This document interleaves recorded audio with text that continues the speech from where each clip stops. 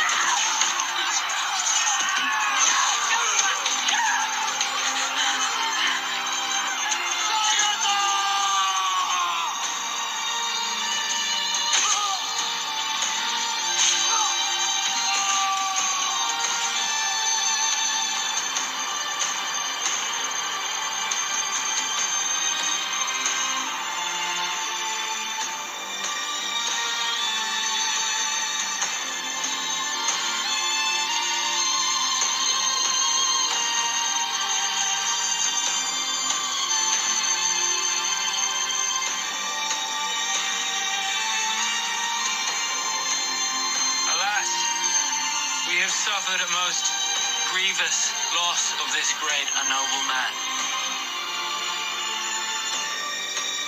Bishop Haegmund. He rests at peace now with God. We mourn his passing, but we know that he has gone to a far better place. No one else will ever be fit to carry a sword, which will be buried with him. God bless and keep him.